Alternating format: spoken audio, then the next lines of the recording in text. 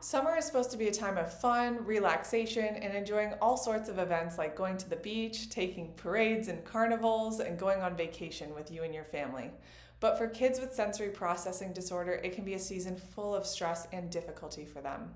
In fact, for many families, this is when they first recognize the signs of sensory issues in their kids on these trips, noticing they're as easily overwhelmed in big crowds and with loud noises, and they cannot handle transitions well. They struggle to stay calm and regulated in the heat. Sadly, these sensory struggles aren't just for a few families here and there, because nowadays 1 in 6 kids with sensory processing disorder, or SPD, have various challenges each and every day, even just in the summer and in the school year.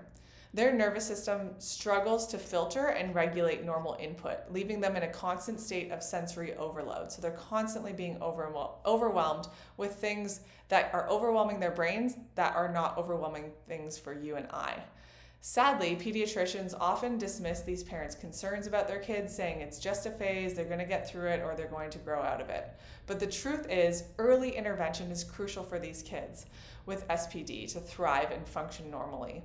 And even more importantly, those interventions must address the root cause of sensory processing disorder and not just recommend workarounds that may be helpful but not sustainable for them.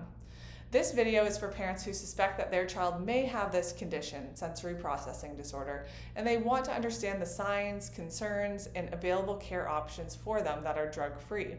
So we're going to dive deep into all things sensory processing disorder and discuss how the perfect storm of events can contribute to its development early on for your kiddo, and how neurologically focused chiropractic care can help restore balance to your child's nervous system so they can handle things better.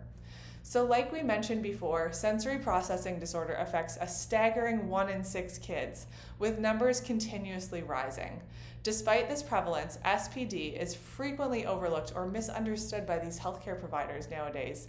Because it's so common, it's often attributed as normal, and this is just not the case anymore. While SPD often co-occurs with autism spectrum disorder, they are actually separate and distinct conditions. Children with sensory challenges may exhibit age-appropriate skills in some areas, but they might also struggle with pronounced sensory-based difficulties in others. So there's a lot of common signs of sensory processing disorder in your kids. So here's a couple different signs for you if you're a parent. So oversensitivity. So if they're uncomfortable with certain textures, avoiding touch, covering their ears to avoid loud sounds, and they cannot handle any loud noises. So fireworks are a big one. They might be seeking sensory input from their environment, so they're constantly touching everything around them. They're engaging in really rough play at school that's sometimes not appropriate socially. They could be avoiding sensory input, so avoiding things like hugs and kisses, and they're distressed by haircuts and brushing their teeth. Some fine motor skills might be hard for them, like reading and writing, using utensils, eating. Some gross motor skills also might be hard for them too. So struggling like buttoning their clothes, running, jumping, riding a bike, and things like that. Their balance and coordination might be off, so they might be super clumsy or frequently falling or tripping.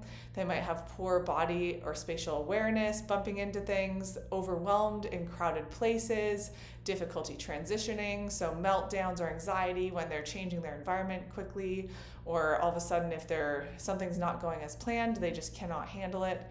They might have frequent emotional outbursts and tantrums and difficulty recovering from them, so they might go 0 to 100 really quickly, and then it's super hard for them to calm down from this. They may also have hyperactivity or inactivity, so they might be super active and go, or they just might be really exhausted and lethargic. So a lot of teens can show this to us too. Another one is difficulty sleeping. This is huge because sleep is where you do most of your healing at night. So if they can't sleep well, they're not healing and recovering well. So that's another big sign of this. They may also have a poor attention span. So they're easily distracted by sensory stimuli in their environment. So they're just distracted constantly. They can't focus. And they could also have repetitive behaviors, which is a classic sign of things in autism, where they have to constantly do the same thing over and over to self-soothe or manage their sensory input. So these are all different signs of sensory processing disorder in kids. So what is really going on in the nervous system and inside their bodies when they have this? So this is a three-part process. First, the sensory input comes in through the sensory nerves and sensory aspect of the spinal cord. It reads the information both internally and externally. Then the brain and the central nervous system have to process this information. They have to interpret everything and determine what's important to pay attention to and what's important to react to and what's not important, what should be filtered. So the brain and the nervous system then send this information and what is called like an action or an impulse out to the body and respond to that incoming sensory output. So when the sensory nerve pathways into the brain and nervous system are altered or interfered with, the brain and the nervous system receive this bad information basically. So it's like noise to the brain. And in turn, this actually leads to poor decision making or interpretation. And finally, bad or inappropriate actions to certain stimuli in the environment and outputs are a result of this bad information or improper processing in the brain. So basically, all that to say, it is a neurosensory communication and connection problem called subluxation or nervous system dysregulation. So this is super common nowadays with kids, 1 in 6 now. Once you understand subluxation and nervous system dysregulation, then you as a parent can truly understand what the root cause is of SPD. So first off, traditional pediatricians and medical doctors do not have a good understanding of SPD or neurosensory function as a whole. Second, no traditional medical testing or even movement-based therapies like OTs and PTs, they don't know exactly how to find and detect the subluxation component or the nervous system dysregulation component in this way. So that's where we come in as neurologically focused chiropractors. So while the root cause of sensory processing disorder may escape most common medical diagnostic testing, our neurological insight scans are literally designed to find this in your child's body. There's no radiation associated with this.